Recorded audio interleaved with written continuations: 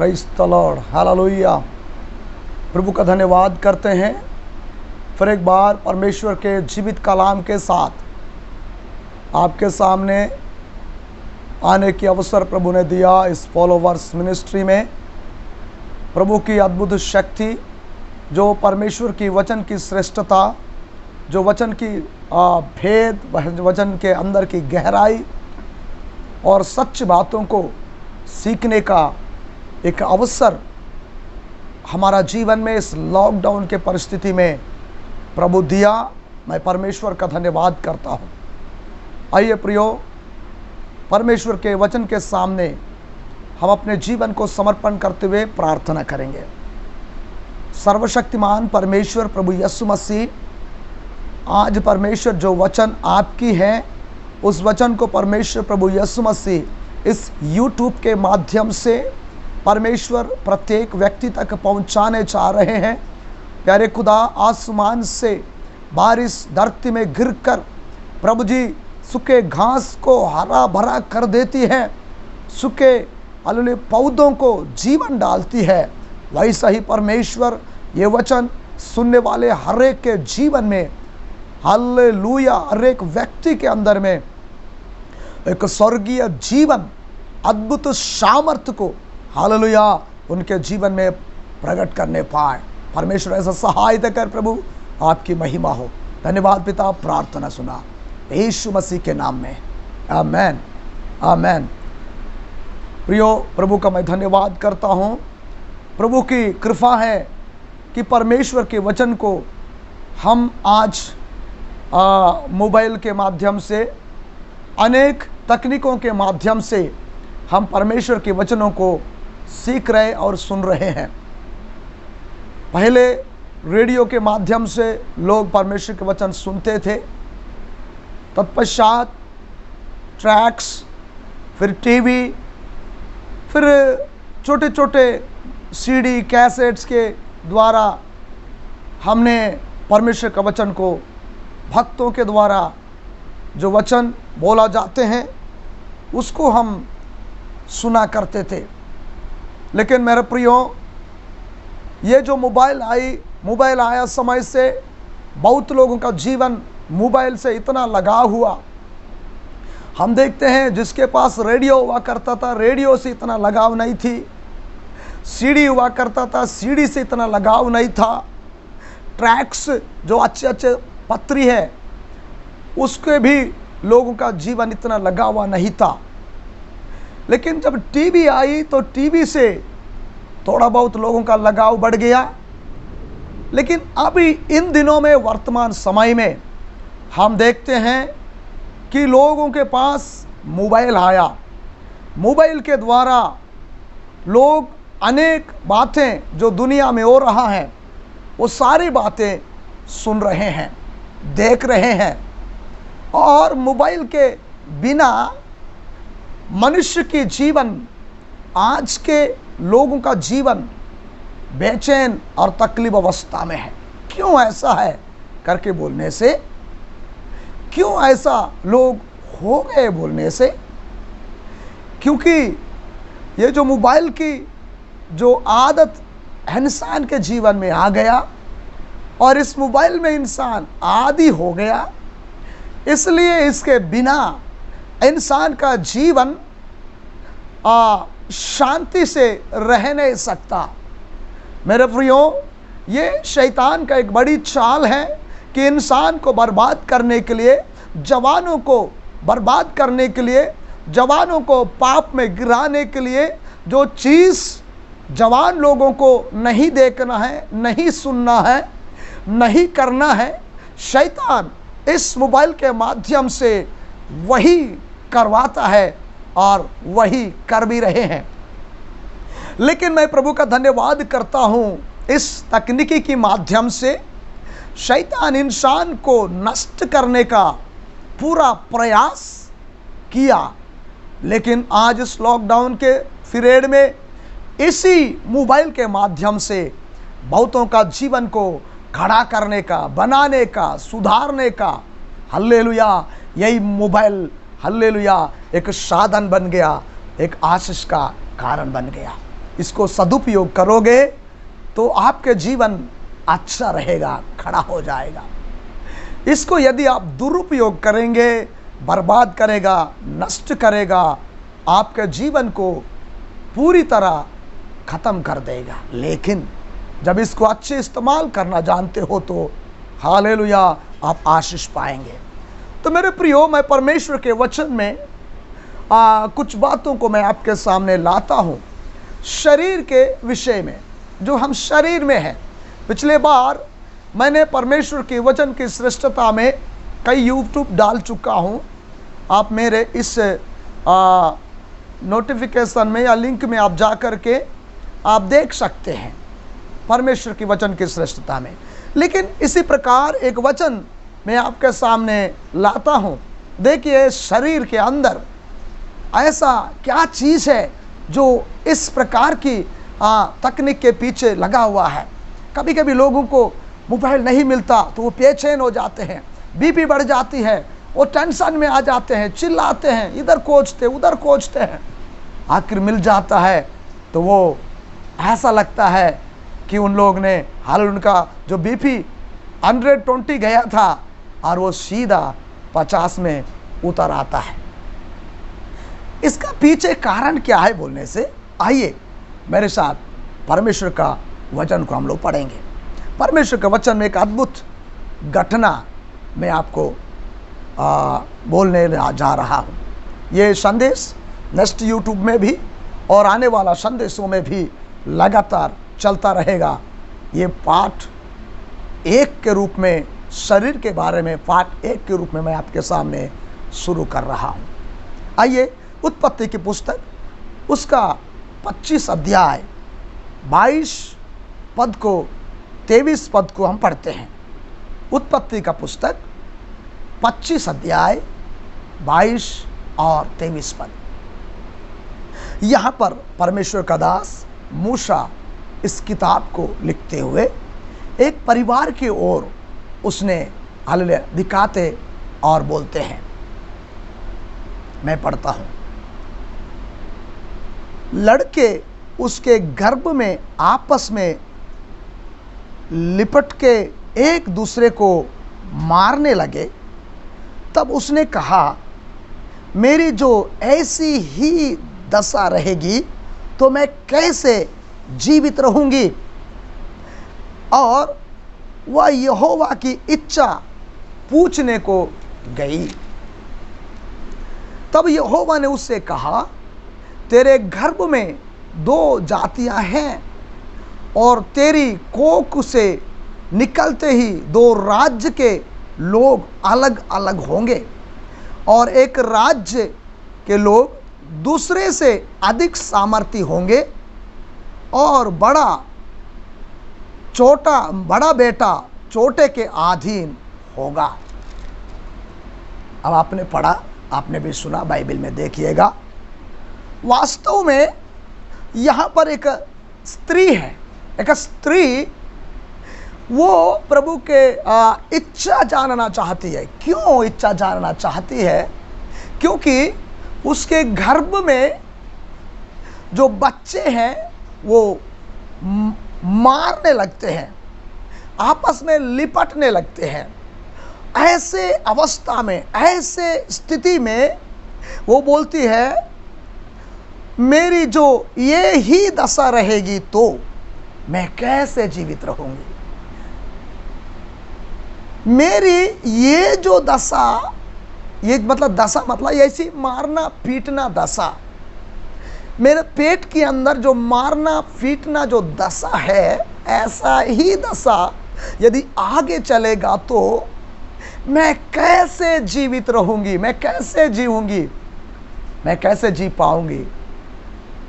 अब आप पूछेंगे, ये है कौन भाई लड़ने वाला और ये बहन कौन है बोलने से बाइबल को पूछने का वक़्त बाइबल बोलता है, ये जो 2 बच्चे पेट में लड़ रहे हैं या मारपीट कर रहे हैं, तो ये जो गर्भ में रहने वाला बहन है रिबका। रिबका जो है इसहाक का पत्नी है। इसहाक कौन है बोलने से अब्राहम का बेटा, अब्राहम का बेटा, जो अब्राहम को 100 वर्ष के उम्र में उसको मिला हुआ एक बेटा। उस बेटा के जवानी समय में जब उसको विवाह किया तो उस विवाह के पश्चात इसहाक की पत्नी जो रिबका है वो गर्भवती हुई। गर्भवती होने के बाद जब गर्भ में बच्चे बढ़ते चले गए तो वो बच्चे, इधर बाइबल साफ बोलती है, एक दूसरे को मारने लगे। तब उसने कहा, जब अंदर पेट के अंदर जब मार पीट करने लगे, तब वो रिबका कहने लगी, मेरी जो ऐसा ही दशा रहेगी तो मैं कैसे जीवित रहूंगी। यस, बड़ा ध्यान से सुनिए, मैं आपको बताना चाहता हूं, ये एक आत्मिक मैटर नहीं, यहां पर मैं शारीरिक मैटर बताया हूं। ये जो लिखा एक शारीरिक, एक परिवार की मैटर है या लिखा हुआ है, लेकिन यहां पर हम देखते हैं, इसको हम आत्मिक रूप से देखते हैं। इस अवस्था को हम आत्मिक रूप से समझ रहे हैं। आज एक पेंटिकोस्टल विश्वासी, नहीं तो बाइबल पढ़ने वाला विश्वासी और परमेश्वर के वचन को गहराई से समझने वाला एक विश्वासी अपना जीवन में आत्मिक रूप से आगे बढ़ना चाहिए। यहां पर हम देखते हैं 2 बच्चे। ये 2 बच्चे कौन है भैया बोलने से, भैया बताते हैं हालेलुया कि परमेश्वर के सामने ये जो बहन जब रिबका भैया के साथ चले गई, इसहाक के साथ चले गई, तो इसहाक के साथ जाने के बाद परमेश्वर ने उसको बताया कि तेरे कोख में 2 जातियां हैं, तेरे कोख में 2 राज्य के लोग हैं, तेरे गर्भ के अंदर 2 बच्चे फल रहे हैं। और उधर लिखा है, बड़ा बेटा छोटा के अधीन हो जाएगा। अब बड़ा कौन है, छोटा कौन है बोलने से इधर हम देखते हैं बड़ा यासाव है और छोटा याकूब है।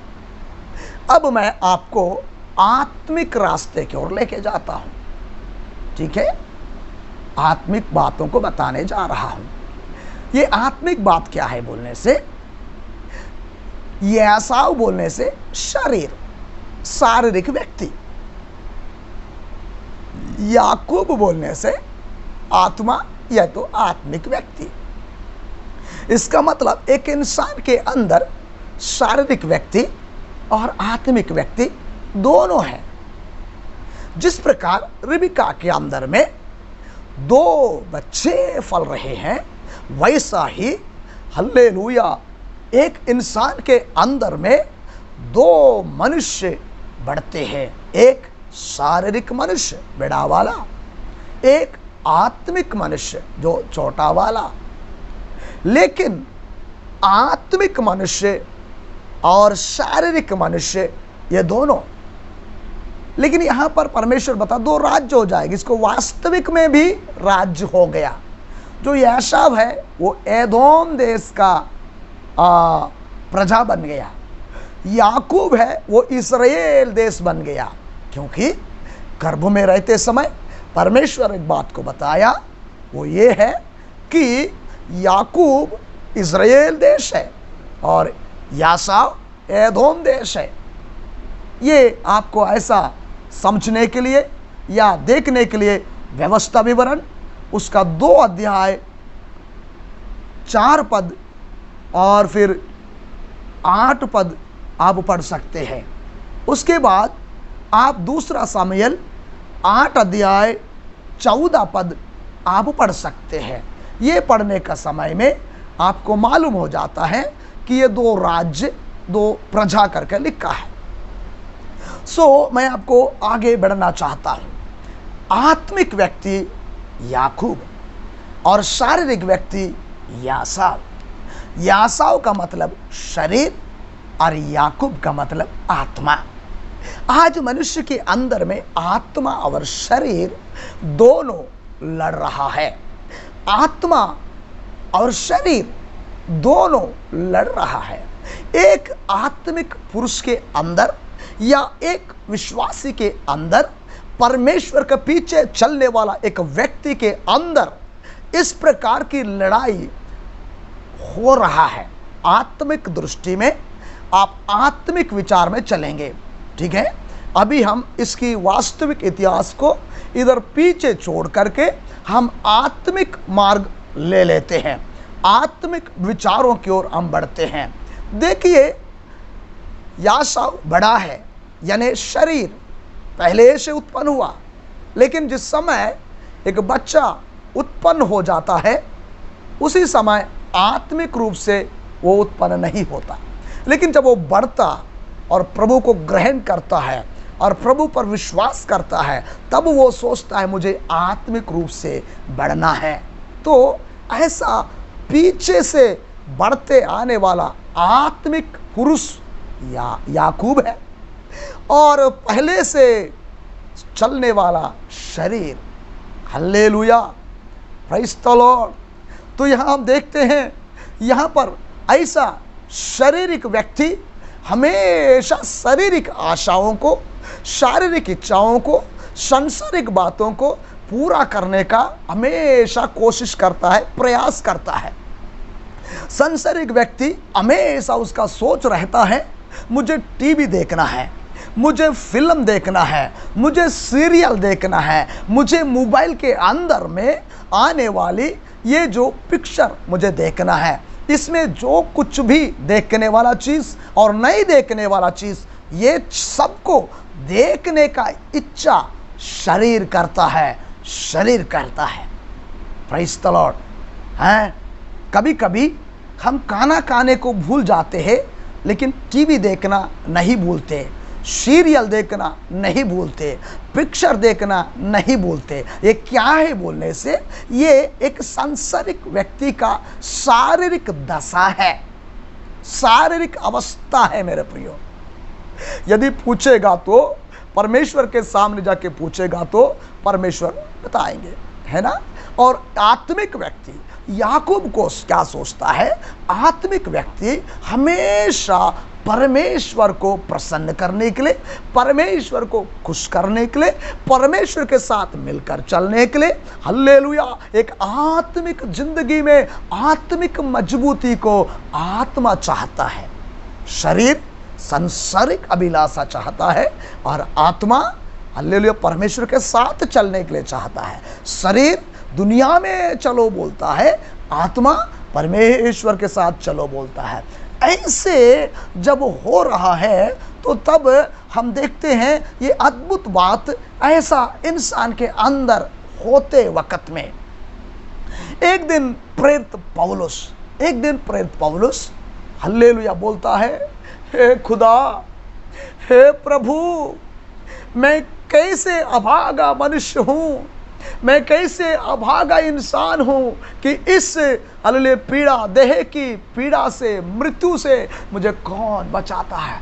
पौलुस रो रहा है।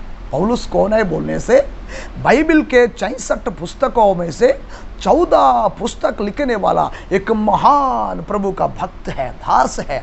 यदि महान प्रभु का दास प्रेरित पौलुस यदि बोल सकता है, हे प्रभु, मुझे इस शारीरिक अवस्था से कौन बचाएगा करके, हल्लेलुया, एक पीड़ा सहने वाली माँ की तरह पौलुस जब रो रहा है। मेरा प्रियो, अभी हम पूछते हैं, हे पौलुस भैया, आप क्यों ऐसा रो रहे हो, ऐसा क्या हो गया बोलने का वक़्त पौलुस भैया क्या बोलते हैं मालूम है। पौलुस भैया बोलते हैं, देखो मैं कैसा एक अभागा मनुष्य हूँ, मैं इस शारीरिक दशा में, इस शारीरिक देह में से मुझे कौन छुड़ाएगा। क्यों छुड़ाना है, मतलब शरीर मुझे, हल्लेलुया, खींच रहा है दुनिया की ओर, और आत्मिक रूप से मैं जीना चाहता हूं, लेकिन शरीर संसार की ओर खींचना चाहता है। इसलिए पौलुस ऐसा चिल्लाते और रो रहे। आइए रोमियो की पत्री की ओर हम थोड़ा चलते हैं। चलिए हम पौलुस से थोड़ा मिलते हैं, पौलुस बोलने वाला बातों को थोड़ा हम ध्यान करेंगे, क्योंकि परमेश्वर के वचन की अंदर की श्रेष्ठता को समझना है तो हम वचन के साथ ही आगे बढ़ेंगे। Praise the lord, hallelujah. Romeo की पत्री उसका 7 अध्याय 15 पद को पढ़ूंगा। रोमियो की पत्री 7 अध्याय 15 पद, उसके बाद फिर मैं पढ़ूंगा 22 और 23 पद को भी मैं पढ़ूंगा आपके सामने, 24 तक पढ़ूंगा। ठीक है, आप ध्यान से सुनिएगा। जो मैं करता हूं उसको नहीं जानता, क्योंकि जो मैं चाहता हूं वह नहीं किया करता, परंतु जिससे मुझे घृणा आती है वही करता हूं। प्रेरित पौलुस उधर क्यों रो रहा है मालूम है? यो मैं कैसा अभागा मनुष्य हूं, इस शरीर से मुझे कौन बचाएगा करके रोने की परिस्थिति क्या है। आत्मा बोलता है तुम आत्मिक रूप से चलो, लेकिन कुछ शारीरिक ऐसे काम क्रिया हो जाती है जो करना ही नहीं चाहता पौलुस, लेकिन शरीर में वो काम हो रहा है, इसलिए वो रो रहा है। आइए 22 पद की ओर हम थोड़ा बढ़ते हैं। यही 7 अध्याय रोमी की पत्री 7 अध्याय 22 और 23 24 पद। क्योंकि मैं भीतरी मनुष्यत्व से तो परमेश्वर की व्यवस्था से बहुत प्रसन्न रहता हूं, परंतु मुझे अपने अंगों में दूसरे प्रकार की व्यवस्था दिखाई पड़ती है, जो मेरी बुद्धि की व्यवस्था से लड़ती है और मुझे पाप की व्यवस्था के बंधन में डालती है। जो मेरे अंगों में है, बड़ा ध्यान से सुनेंगे, जो मेरे अंगों में है यानी शरीर में, यानी ऐसा बोलता है शरीर की काम पूरा होना है, शारीरिक बातों को पूरा करना है, शारीरिक जिंदगी चलना है, ऐसा सोचता है। लेकिन उसी समय में आप देखिए पौलुस क्यों रो रहा है। आप पूछते हैं भैया पौलुस भैया तू क्यों ऐसा चिल्ला कर रोया? बोलने से वो बोलता है 24 पद में, मैं कैसा अभागा मनुष्य हूं, मुझे इस मृत्यु की देह से कौन छुड़ाएगा। मृत्यु की देह से, ये मरनहार देह से कौन छुड़ाएगा। आज मेरे प्रियो, हमारे अंदर हर एक इंसान चाहता है कि मैं अच्छे काम करूं, अच्छे रास्ते पे चलूं, अच्छी बातें बोलूं, लेकिन नहीं हो पाता। हम कभी चर्च चले जाते हैं, आराधना में आराधना करते हैं, वचन सुनते हैं, सबसे मिलते हैं, सबको देखते हैं, सबकी आत्मिकता को देखने के बाद हमारे अंदर लगता है अब मैं भी आत्मिक जिंदगी जीऊंगा, मैं भी आत्मिक रूप से बढ़ूंगा, मैं भी ऐसा ही प्रार्थना जीवन में बने रहूंगा, वचन में बना रहूंगा। ऐसा एक विचार, एक सोच आ जाता है, क्योंकि आत्मा बोलता है।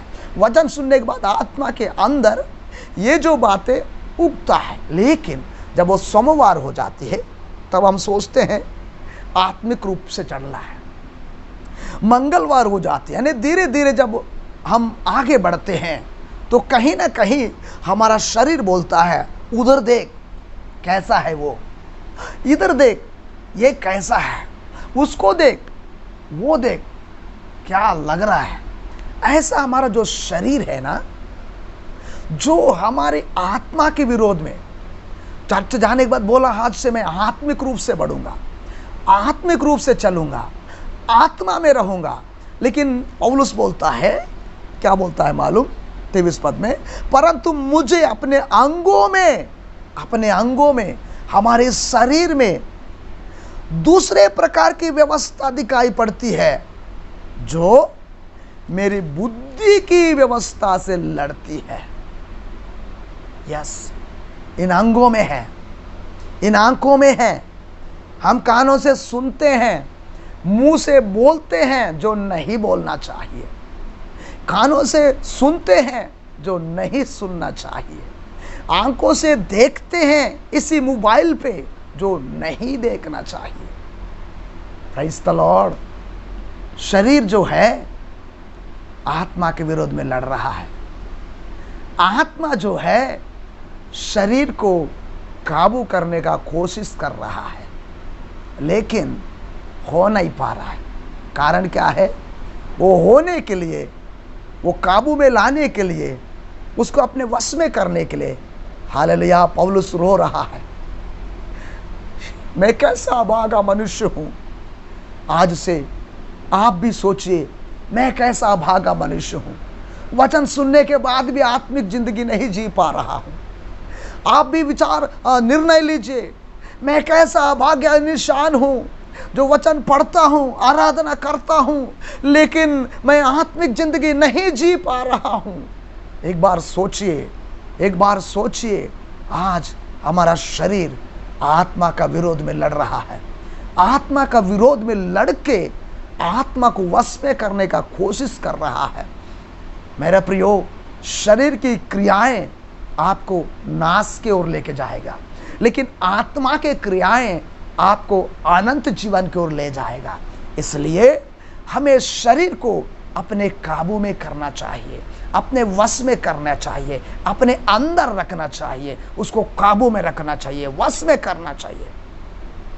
प्रेरित पौलुस कहता है, हालेलुया, आने वाला YouTube वीडियो में बाकी संदेशों को हम देखेंगे, पौलुस किस प्रकार अपने शरीर को काबू में किया। वैसा ही आप भी काबू में कीजिए, काबू में रहकर एक आत्मिक लाइन में जाने का कोशिश कीजिए। प्रभु आपका जीवन में आशीष दे।